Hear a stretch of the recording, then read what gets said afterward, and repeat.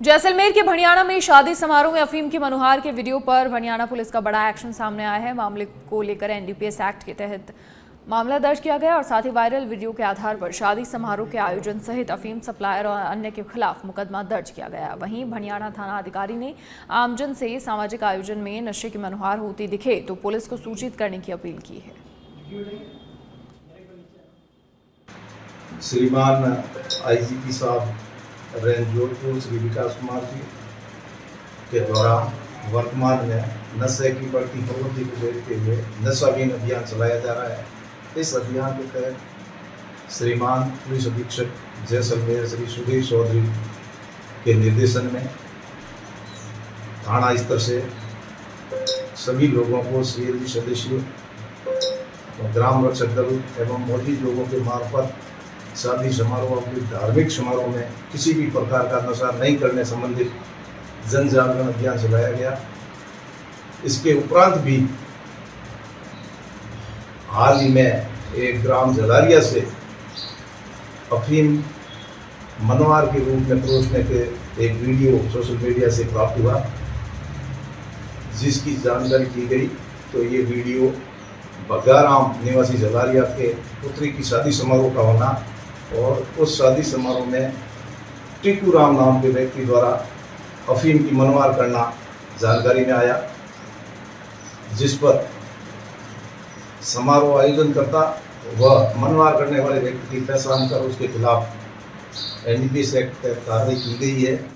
भरतपुर जिले की वैर विधानसभा के भुसावर उपखंड स्थित NH 21 पर बसे गांव उलुपुरा में 4 मई से 5121 कुंडीय यज्ञ महोत्सव का भव्य आयोजन होने जा रहा है।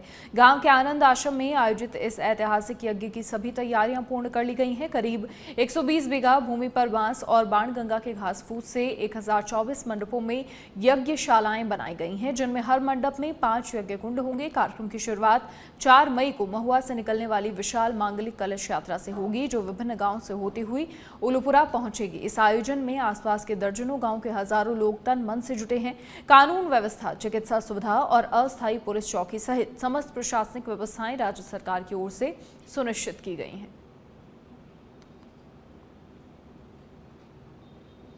दौसा जिले के सिकराय में भागवत कथा को लेकर पांचौली में कलश यात्रा निकाली गई। कलश यात्रा बालाजी मंदिर से शुरू होकर गांव के मुख्य मार्गों से होती हुई पांचौली पहुंची। कलश यात्रा में महिलाओं ने बढ़ चढ़कर भाग लिया।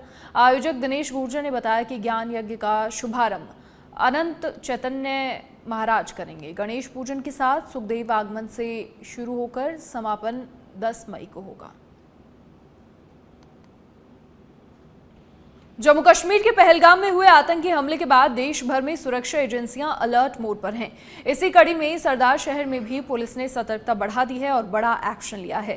थाना अधिकारी मदन लाल बिश्नोई के नेतृत्व में शहर में काम कर रहे बंगाली कारीगरों के दस्तावेजों की सघन जांच शुरू हो गई है। बंगाली कारीगर थाने में दस्तावेज लेकर पहुंचने लगे। ऐसे में कारीगरों की संख्या लगभग 200 से 250 के बीच मानी जा रही है। सूत्रों के मुताबिक पुलिस को इनपुट मिला था कि इन कारीगरों के आड़ में कुछ बांग्लादेशी नागरिक अवैध रूप से भारत में रह रहे हैं और इन्हीं संदिग्धों की पहचान के लिए डॉक्यूमेंट वेरिफिकेशन अभियान चल रहा है। पुलिस सभी कारीगरों से आधार कार्ड, निवास प्रमाण पत्र और अन्य दस्तावेजों की बारीकी से जांच कर रही है। थाना प्रभारी मदन लाल बिश्नोई ने बताया कि अभियान सुरक्षा के लिहाज से बेहद जरूरी है। बाहरी राज्यों से आने वाले कारीगर, खासकर सोने चांदी की दुकानों में काम करने वाले लोगों की पहचान सुनिश्चित करना प्रशासन की प्राथमिकता है।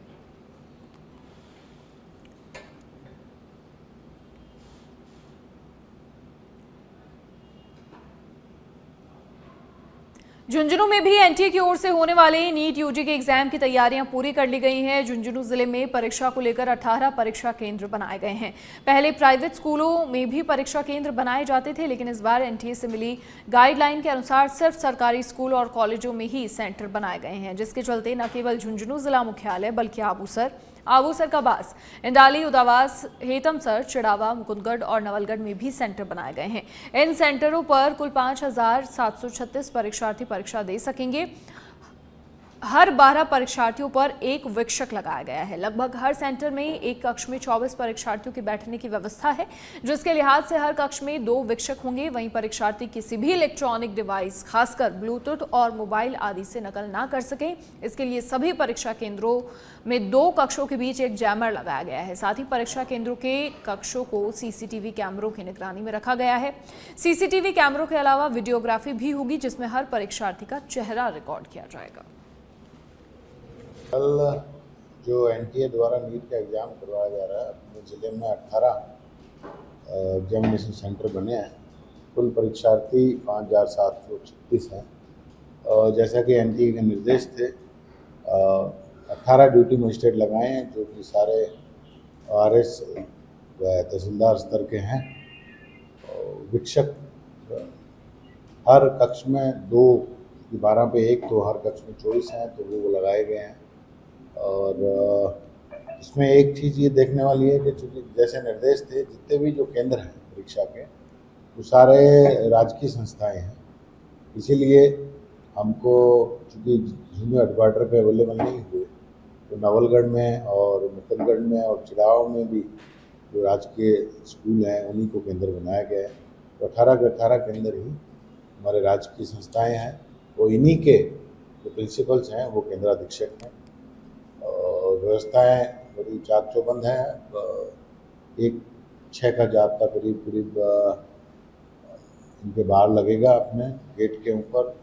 सीसीटीवी की व्यवस्था, जैमर की व्यवस्था, बायोमेट्रिक की व्यवस्था ये एनटीए द्वारा करवाई गई है, एजेंसी द्वारा। वो वहाँ पे आज काम चल रहा है। आज शाम तक वो काम पूर्ण हो जाएगा। तो हमारी यही कोशिश रहेगी कि जैसे आदेश हैं एनटीए के और राज्य सरकार के, उनकी अक्षरशः पालना करते हुए हमारे यहाँ पे बिना किसी विघ्न के पेपर को कंडक्ट करें। राजस्थान में नेशनल टेस्टिंग एजेंसी नई दिल्ली के द्वारा आयोजित नीट परीक्षा 2025 का आयोजन रविवार को किया जाएगा। रामगढ़ उपखंड स्तर पर नीट की परीक्षा को लेकर 3 परीक्षा केंद्र बनाए गए हैं। Alwar headquarter additional SP doctor Tejpal Singh ने नीट की परीक्षा के लिए बनाए गए 3 परीक्षा केंद्रों का निरीक्षण किया। उनके साथ डीएसपी सुनील कुमार शर्मा, रामगढ़ थाना अधिकारी विजेंद्र सिंह, नौगामा थाना अधिकारी भूपेंद्र सिंह भी मौजूद रहे। एडिशनल एसपी ने परीक्षा केंद्र रामगढ़ राजकीय उच्च माध्यमिक विद्यालय का बारीकी से निरीक्षण किया। परीक्षा कक्ष में सीसीटीवी कैमरा और जैमर मशीन, साथ ही विद्यालय में गर्मी में परीक्षार्थियों के लिए की गई सुविधाओं का भी जायजा लिया। चूरू में पुलिस अधीक्षक को बजरंग दल के आशीष चौटिया, सैनिक संगठन के रिटायर्ड सूबेदार विनोद शर्मा, आरएसएस के चूरू संघ संचालक ओम सैनी ने ज्ञापन दिया। ज्ञापन में बताया कि पूरे देश में लाखों अवैध विदेशी घुसपैठियों की मौजूदगी है और इसी क्रम में चूरू में भी जयपुर रोड रेलवे के आसपास बड़ी संख्या में अवैध बस्तियां बस चुकी हैं। आशंका है कि इनमें भी अवैध विदेशी घुसपैठिए हो सकते हैं और इन बस्तियों की जांच करवाई जाए। साथ ही अवैध विदेशी घुसपैठिए पाए जाने पर इनके खिलाफ कानून सम्मत कार्रवाई की जाए।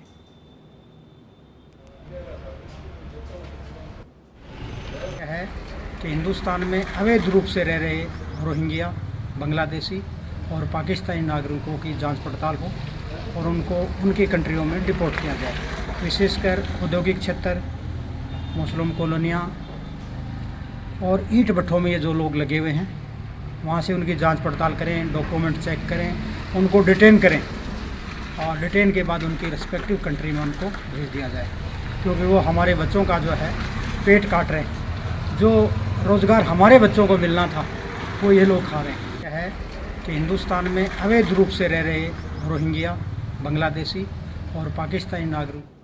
और झुंझुनू के खेतड़ी स्थित राजकीय अजैत उप जिला अस्पताल में अब सुविधाओं का विस्तार होगा। अस्पताल में जल्द ही डायलिसिस की सुविधा शुरू होगी, तो वहीं लैब और एक्सरे की सुविधा भी 24 घंटे मिलेगी। मेडिकल रिलीफ सोसाइटी की बैठक में इन प्रस्तावों पर सर्वसम्मति से निर्णय लिया गया।